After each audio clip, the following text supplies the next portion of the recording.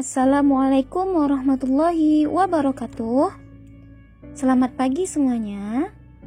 Nah, pada pertemuan sebelumnya kita sudah membahas pengertian mobilitas sosial dan bentuk-bentuk mobilitas sosial. Nah, mobilitas sosial itu sendiri adalah perpindahan status sosial yang dimiliki seseorang atau kelompok ke status sosial yang lain dalam masyarakat.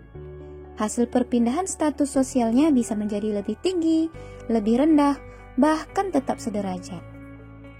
Nah, pada pertemuan kali ini kita akan membahas faktor penghambat dan faktor pendorong mobilitas sosial. Nah, kita bahas yang pertama adalah faktor pendorong mobilitas sosial. Setelah mengetahui bentuk-bentuknya, kita juga perlu mengetahui faktor-faktor yang mendorong terjadinya mobilitas sosial. Ada beberapa faktor pendorong mobilitas sosial, yaitu faktor struktural, faktor individu, faktor ekonomi, faktor politik, dan faktor kependudukan. Nah, kita bahas satu persatu. Yang pertama, faktor struktural. Nah, faktor ini terkait dengan kesempatan seseorang untuk menempati sebuah kedudukan serta kemudahan untuk memperolehnya. Kalau di Indonesia sih struktur masyarakatnya sangat terbuka. Jadi, kesempatan kamu untuk menempati berbagai jabatan yang tinggi seperti manajer, bahkan presiden menjadi lebih besar loh. Contohnya, nah kalian tentu mengenal semua presiden yang pernah memerintah Republik Indonesia, seperti Soekarno, Soeharto, B.J. Habibie, Abdurrahman Wahid, Megawati, Susilo Bambang Yudhoyono, dan Joko Widodo. Nah, ketujuh tokoh Indonesia tersebut berhasil mencapai status sosial yang tinggi berkat sistem demokrasi yang berlaku dalam politik di Indonesia. Dengan sistem demokrasi, setiap warga negara Indonesia dapat mencapai status sosial berupa jabatan politik yang tinggi. Kedudukan yang tinggi bukan lagi didasarkan pada keturunan, tetapi pada kemampuan hingga kemudian dipercaya menjadi pemimpin. Rakyat biasa sebagaimana ketujuh tokoh di atas menjadi presiden bukan karena mereka keturunan presiden, tetapi dipilih oleh rakyat. Faktor yang kedua adalah faktor individu. Kalau faktor ini terkait dengan kualitas individu yang dilihat dari segi sikap, pengetahuannya, dan keterampilannya.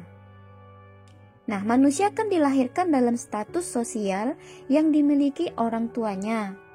Jika seseorang tidak puas dengan status sosial yang diwariskan, ia dapat berusaha untuk mencapai status sosial yang lebih tinggi. Namun, dia harus berpendidikan terlebih dahulu agar menjadi individu yang berkualitas. Yang ketiga, faktor ekonomi. Jika situasi ekonomi dalam masyarakat cenderung baik, maka mobilitas sosial pun dapat terwujud. Kondisi ekonomi yang baik membuat masyarakat mudah memperoleh modal, pendidikan, dan kesempatan lainnya. Tapi, kalau kondisi ekonominya buruk, masyarakat akan memiliki pendapatan terbatas sehingga sulit untuk memenuhi seluruh kebutuhannya dan mobilitas sosial tidak akan bisa terjadi. Faktor yang keempat yaitu faktor politik. Faktor yang satu ini sangat bergantung pada situasi politik suatu negara. Keadaan negara yang tidak stabil akan mempengaruhi kondisi keamanannya.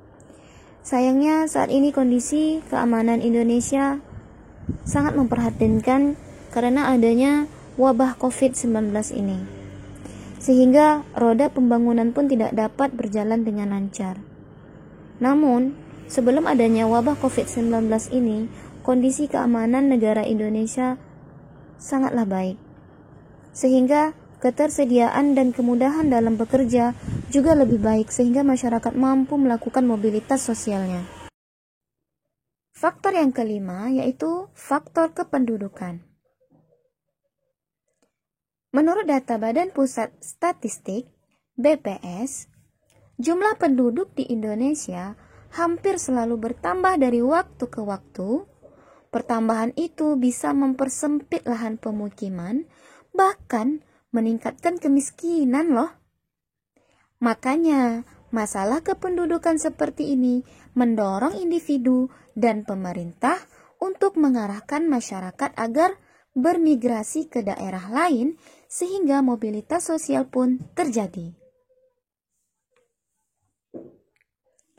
Nah, kita masuk ke faktor penghambat mobilitas sosial. Selain faktor pendorong, ada juga faktor penghambat bagi mobilitas sosial. Jika faktor-faktor di bawah ini masih ada, maka akan sulit untuk masyarakat melakukan mobilitas sosial.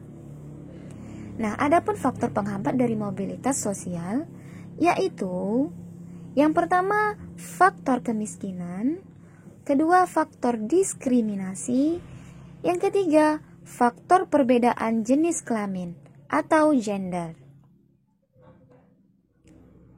Nah, kita bahas satu persatu. Yang pertama faktor kemiskinan. Masyarakat yang mengalami kemiskinan akan kesulitan untuk mencapai status sosial tertentu. Salah satu penyebab kemiskinan adalah pendidikan yang rendah. Emang kenapa kalau pendidikannya rendah?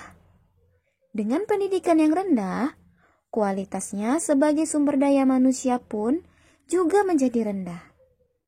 Nah, akibatnya kemampuannya untuk bersaing dalam mendapatkan pekerjaan menjadi terbatas.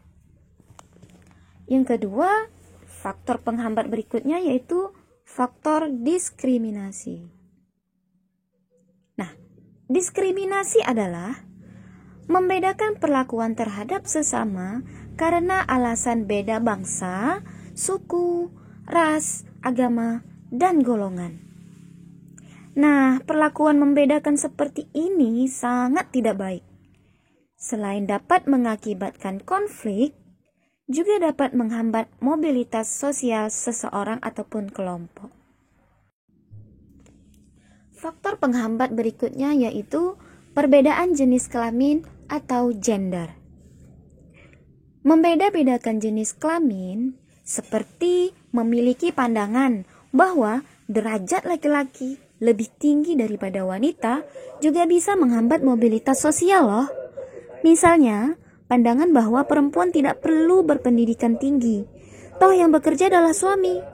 Nah, perilaku seperti itu dapat menghalangi prestasi dan kesempatan seseorang untuk melakukan mobilitas agar status sosialnya meningkat. Nah, demikianlah pada pertemuan kali ini. Semoga materi yang disampaikan dapat dimengerti. Dan saya akhiri. Assalamualaikum warahmatullahi wabarakatuh. Bye.